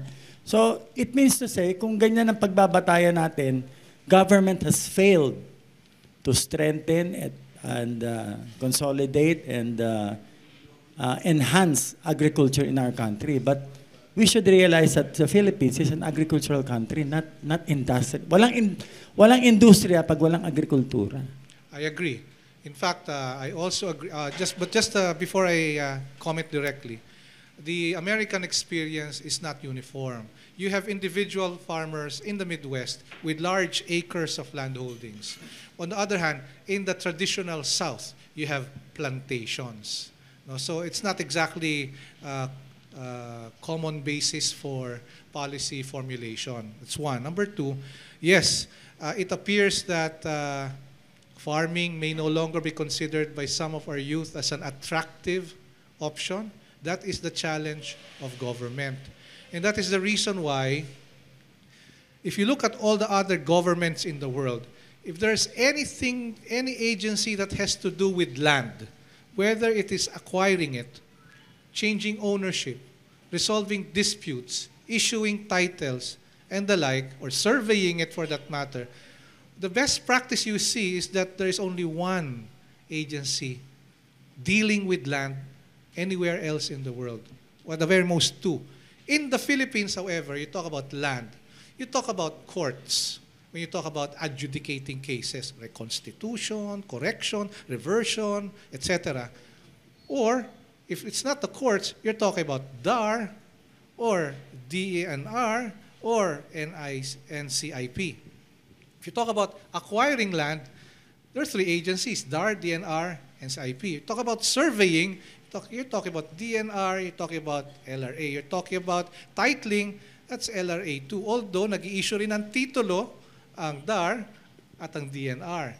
So halo-halo. If you talk about support services, mandate ng Department of Agriculture yan, pero meron din kasama sa Department of Agriculture, Agrarian Reform. So I think on a structural level, I think the best way to do this is to look at what would be the best institutional arrangements to take a look at land management and land reform. If you ask me, it would be good, especially since the Office of the President came out with an administrative order. This is AO number 34 last year, which mandated the study of possible reorganizations or institutional arrangements, that could take place. So pwede pag-aralan so that this or the next administration can implement it. It can mean unification of functions. Imbis na dalawa nagpapasurvey, isa na lang. Imbis na korte, baka dapat dun sa ahensya na lang. Whatever it may be, unification of functions or even mergers or creation of new offices, that will depend on our legislators, that will depend on the executive department. But that is indispensable, and not just the Philippine Development Plan, and not just the plan of the current president or whoever the next president will be, but the system has to be in place so that people will then be skilled, be in a position to focus on agriculture and all of its aspects. And the best way to do that is for me to have a unified agency dealing with all aspects of land, whether it's settlements, it's acquisition, it's surveying, it's correction, it's support services for the occupants, or for the determination of who will get the land, or questions of ownership. All of these. No, so what I'm trying to say here is that more often than not, when it comes to agriculture, when it comes to agrarian reform, people tend to look at it simplistically and say, political will lang yan. Dapat ganitong ginagawa, ganyan. But more often than not, it's a matter of policy, a matter of legislation, a matter of implementation, a matter of structure. All of them have to be in place. And hopefully, this is an effort that will be joined not just by government, but also all stakeholders in our society, including media. Okay. Hindi pa nabanggit ni Yusek yung COSLAP. Hindi pa. Oh, isa pa yun. Sakit pa ng ulo. Father Edo, sa inyong pag-ikot sa Pilipinas, viable pa ba pagsasaka? Bago ko itanong yung kay Kapaeng. Viable pa ba? O ayaw nang magsaka ng mga bagong henerasyon?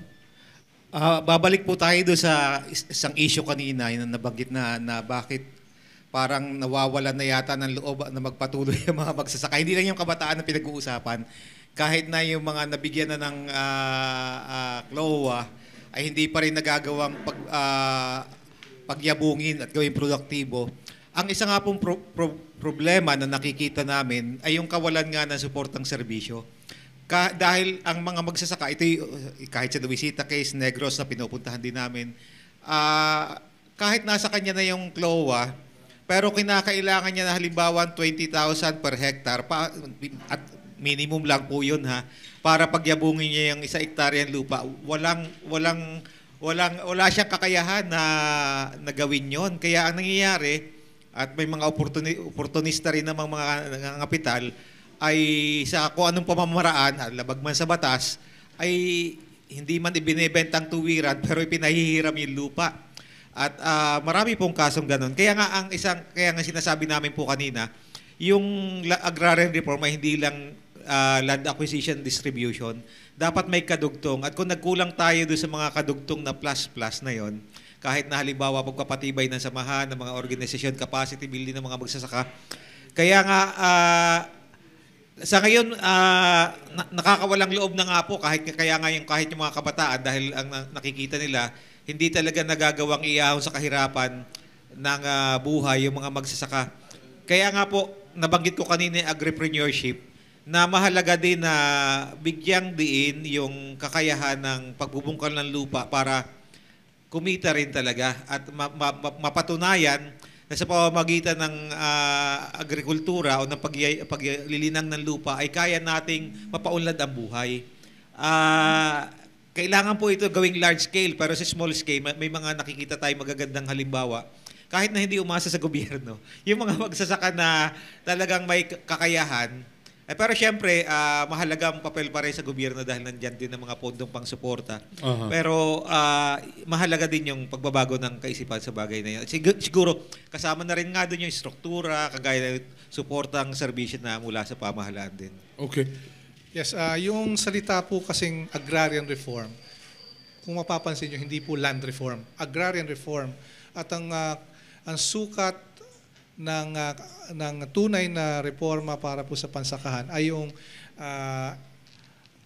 serbisyong pagtulong nga po. Pagdating po dyan, nais po namin sabihin na bagamat hindi po perpekto yung sistemang pinapairal ngayon sa ilalim ng batas, ay marami rin pong success story. Siguro nagkulang lang ang kagawaran para po sabihin yan sa kaalaman ng lahat, pati na nila Father, nila Kapayeng. Pero napakarami rin pong mga success stories. Of course, hindi po kami satisfied doon. Gusto po namin hanggat maaari, mas dumami pa nga yung mga success stories na yan. At isa sa mga interventions na ginagawa po namin ngayon, ay ito pong tinatawag po namin PBD Lawyering Program. Ito po isang joint project ng aking pong tanggapan, Legal Affairs Office, kasama na rin po ng Support Services Office, na kung saan yung mga tauhan po namin sa mga lalawigan at sa mga munisipyo, mga legal officers, pati mga support services staff, ay bumubuo ng mga pangkat at amin pong sinasanay pagdating po para sa pagtulong sa ating po mga manggagawa sa pamamagitan ng kanilang mga samahan sa contract negotiation, sa pag-apply ng credit, sa corporate governance, sa documentation, sa koordinasyon sa munisipyo, sa kapitolyo at sa barangay, at iba-iba pang mga bagay, no? Parang ang tinuturing namin, amin pong mga pangkat na ito ay maging katulad ng mga business coaches na umiiral ngayon sa corporate world. Para silang mga retained lawyers or business coaches na tumutulong po sa ating po mga magsasaka. At yan po ang ating pagsasanay na sinasagawa nito pong huling nakaraang 2 taon sa halos lahat ng rehiyon ng ating bansa. At itutuloy pa po namin. Nang sa ganon, meron pong mga nakaabang, na handang tumulong at may kakayahang tumulong para sa kanila.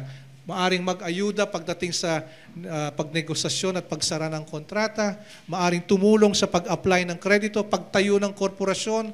Kasi kung magtayo ngayon ng kooperatiba, kailangan ng puhunan ng 100,000 eh.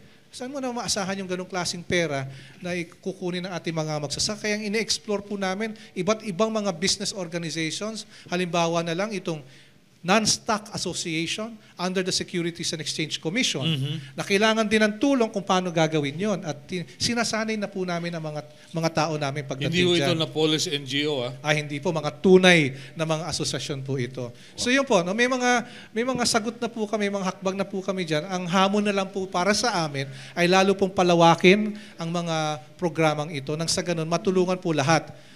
Having said that, the extent and the nature and the quality of the assistance of government to farmers will not necessarily result in increased standards of living for the beneficiaries concerned. In the end, yung tagumpay ng isang magsasaka ay depende rin po sa kanya. Okay.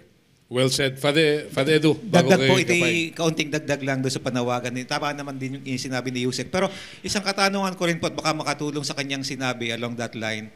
Yung tanong ko ay yung sa pamamaraan ng pagbibigay tulong sa mga magsasaka, lalo tigit sa puhunan, parang kinakailangan din natin questionin ang papel ng Land Bank. Kasi parang naging commercial na siya, kagaya ng ibang mga bangko, pero hindi niya nagagawang tuparin talaga yung tulong na dapat, siguro isang tanong din yun, ano, kasi maganda yung minumungkahin ni Yusek, pero kailangan natin ng struktura at ng suportang struktura o mekanismo para dyan. At yung land bank ay, ang alam ko'y talagang dapat ang original na layunin niya ay gawin ito, pero mukhang hindi ganito yung nagiging papel ng land bank ngayon, kaya dapat suriin. Sige po, ako po'y umuupo sa pamatnugutan ng land bank. Ako po'y alternate member ng board. Tama po yan. The land bank was created by virtue of Republic Act number 3844. That is actually the Agricultural Reform Code. So talagang kung tutusin ang mandato ng land bank ay tumugon sa pangangailangan ng mga magsasaka, tumulong sa reformang pagsakahan. Pero para lang po sa kaalaman ng lahat, kaka-renew pa lang ng charter ng land bank ito nakaraang taon ng Kongreso. And through the years, the mandate of land bank has changed significantly from a financial arm for agrarian reform.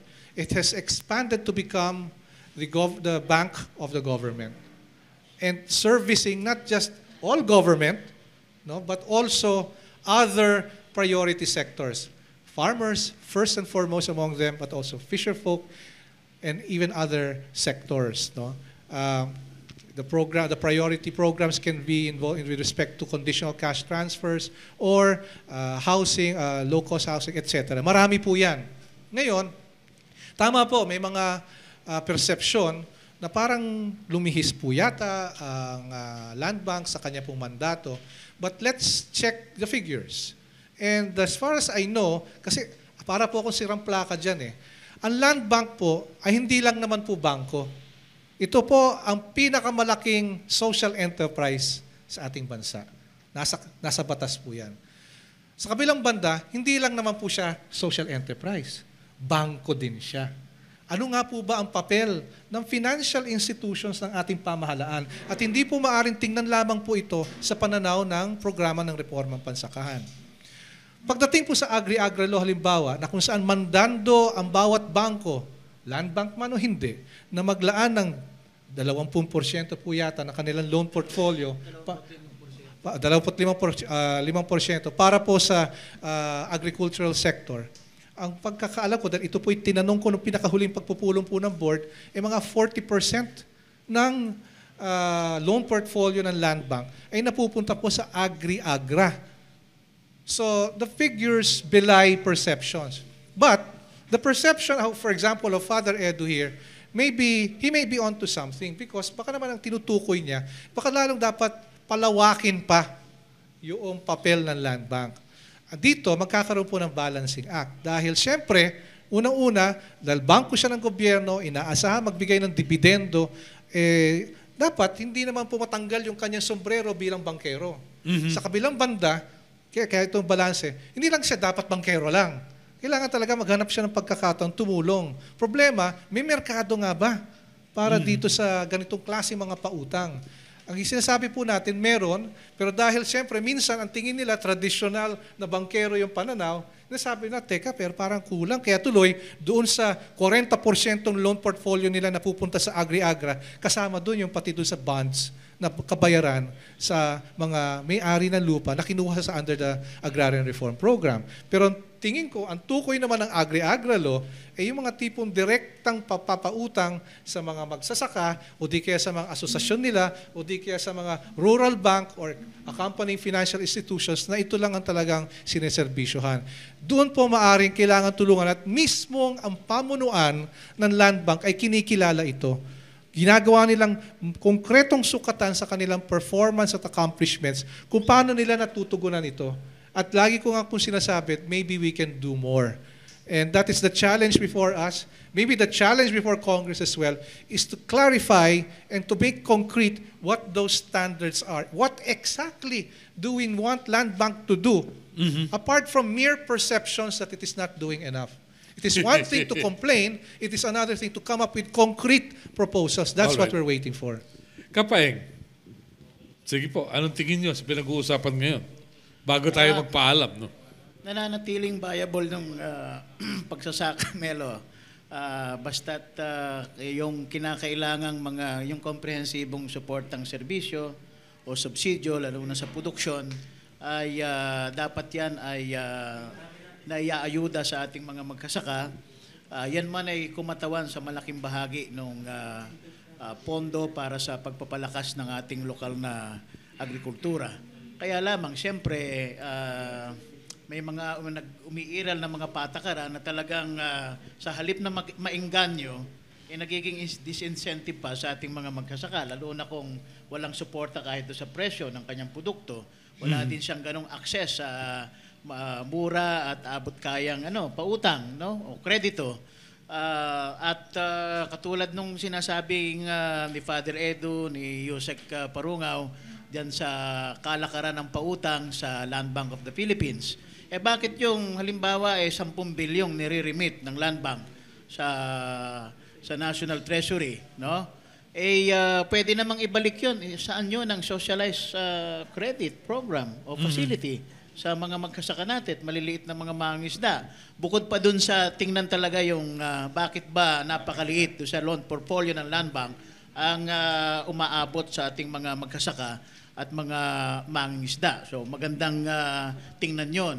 Paano din naman dun sa yung taas yung yung accessibility, yung tinatawag na bankability, kasi ang tingin ng mga bangko talaga, gobyerno man o pribado, maraming risgo ang magpautang sa magkasaka. Bakit nakapagbibigay ng risk guarantee sa malalaking proyekto o PPPs o kontrata o mga korporasyon ng mga dayuhan? Bakit fiscal incentives, di ba? Tax exemption, bakit itong mga magsasaka natin na nastutuwirang produksyon ay hindi matulungan? Kaya nga po sa GARB, Melo, nilagay natin yung komprehensibong support services dyan. Kaya dito may provision on Land Reform Support Services Fund na talagang 50 billion pesos. Depende kung ano magiging kalalabasan sa patuloy na deliberation nito. Meron din tayong provision on the promotion of cooperatives. Lalo na yung farmer beneficiaries ng free land distribution sa ilalim nitong panukalang batas po nito na Genuine Agrarian Reform Bill po ngayon na House Bill 252. Okay. One last question, very briefly. Pakisagot lang po, baka abutin tayo ng tanghalian dito. Kapaeng, may kinabukasan pa ba reformang agraryo? Meron po at dapat po wag po tayong maghinawa bagkus mas palakasin natin yung advokasya, yung pagsusulong po nito. Ang KMP po at mga authors ng Genuine Agrarian Reform Bill at palagi tinatanong po nila, seryoso ba kayo dito sa isinusulong nyo? Alam nyo naman ang class composition ng Kongreso na marami pa rin nangingibabaw pa rin ng interest dyan ng mga Panginong may lupa. Ang sagot po dyan, nang walang pagdadalawang isip, seryoso po yung mga authors nito at seryoso po ang KMP sa pagsusulong po nito. Dahil alam po ninyo, Melo, palagi ang nasa interes, makauring interes ng uring magkasaka ang isulong at ipaglaban yung kanilang karapatan at tugunan yung malawan na nilang kahingian. Yan man ay nasa loob ng isang institusyon, no, na ang makauring interes na nangingibabaw ay interes pa rin ng mga may-ari ng lupa, no? Siyempre, hindi lang naman yan ang arena ng para isulong yan. Okay. Mas malawak yung labas ng Kongreso at lalong-lalo yung pangunahing larangan yan sa kanayunan. At kaya nga, nananawagan din tayo na doon sa mga nagtataguyod pa rin ng ipalawigin yung otoridad ng DAR na mag-issue ng notices of coverage ay maging bukas naman dito sa panukalang ito para sa yung bagong batas o programa para sa tunay na reforma agraryo. Katunayan po dito, Melo, kila Father Edu, at nakakatalakayan naman na ang DAR dyan sa mga pagdinig ng Committee Agrarian Reform, mga 10 provision po nito ng GARB may kinalaman sa lupa at mga magkasaka na sinaklaw na rin ng PD 27 ng RA 6657 as amended by 9700. Okay. So, ito yung nagbibigay ng patuluyang proteksyon sa ating mga magkasaka na ma-restore sila sa lupang kung saan sila pinatalsik,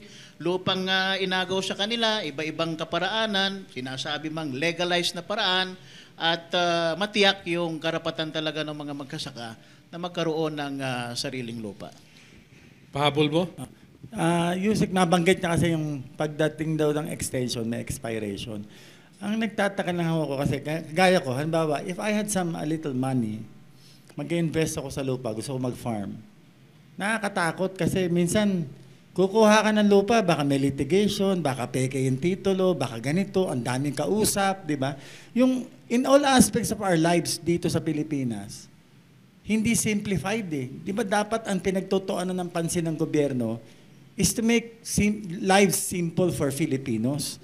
Kaya yung kaibigan ko, nagtayo ng kumpanya rito, it took him 6 months para lang mag-umpisa yung kumpanya niya.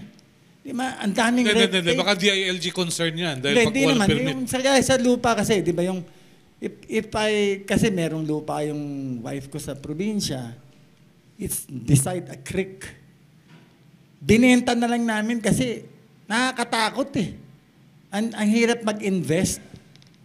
We could have planted fruit trees or whatever, but kasi biro mo, directly may river sa gilid. Pero nakakatakot mag-invest eh.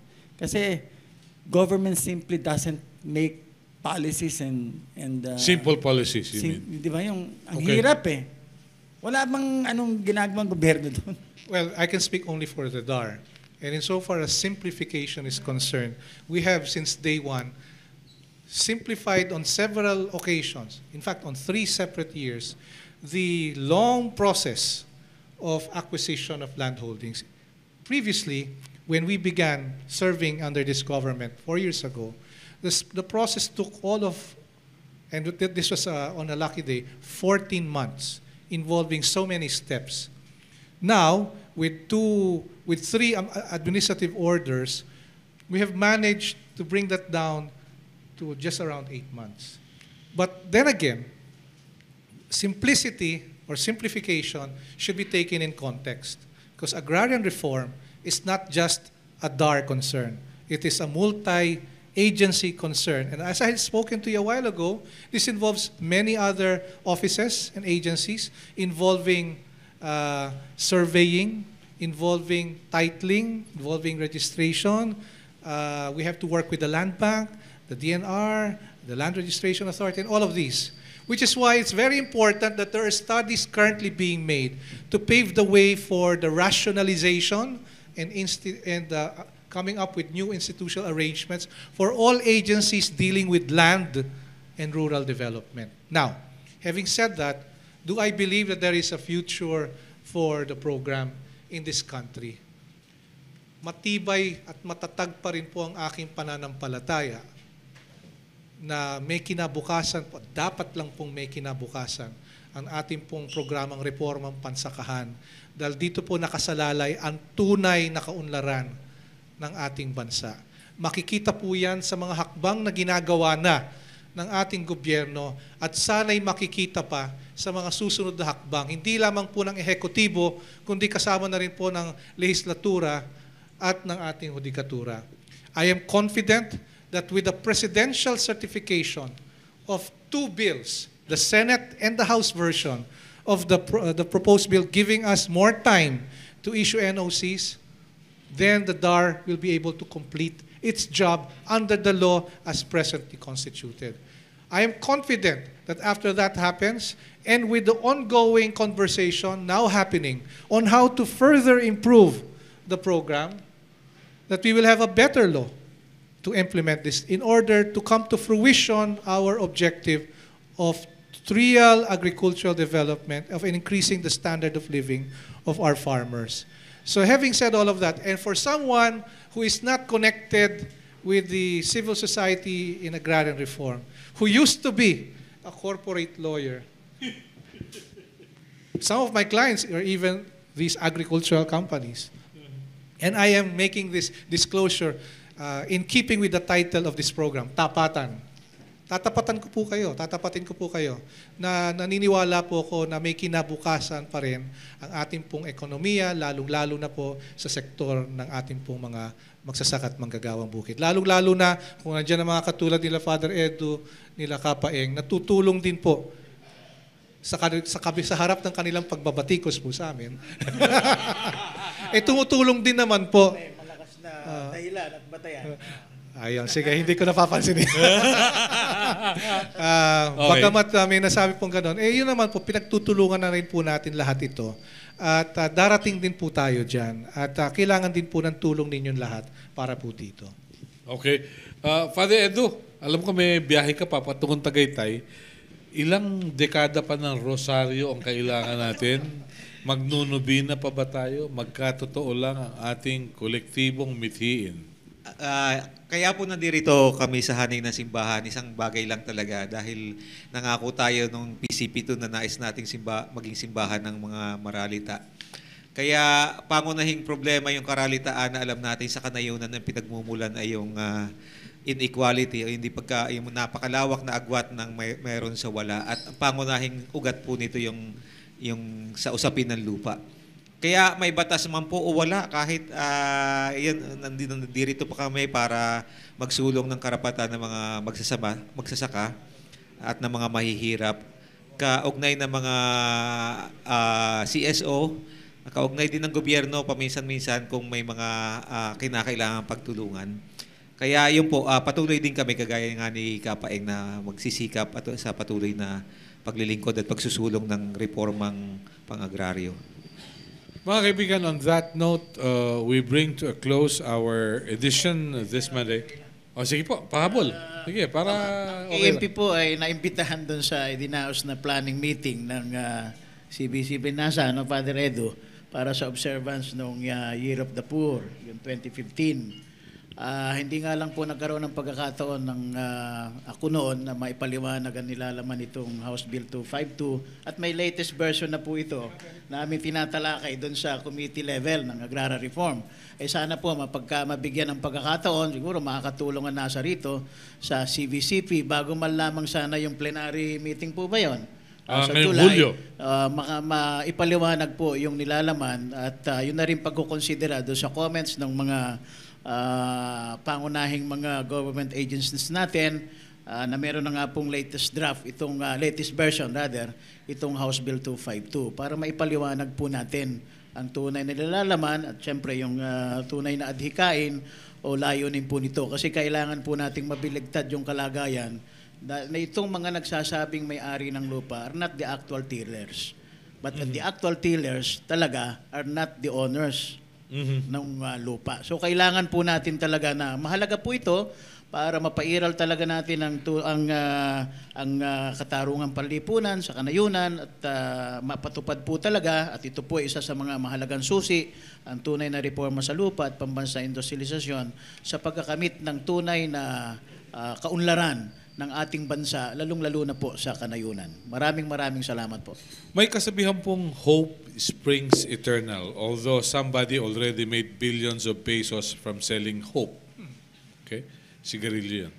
So I'd like to thank everyone who came over and shared their views and their convictions. And as we close today's presentation of Tapatan sa Aristocrat, we also recognize the efforts of various people who shared their lives looking for justice, looking for genuine agrarian reform. In whatever form they sacrificed, we will recognize their efforts upang magkatotoo itong mga layuning ito. I'd like to thank our guests, sina Yusek Anthony Parungaw, si Kapaeng at si Father Edu. It's been a wonderful day being with you. At sa susunod, we will talk about Zamboanga. We will talk about Tacloban, meron bang kinabukasan. Maraming salamat po.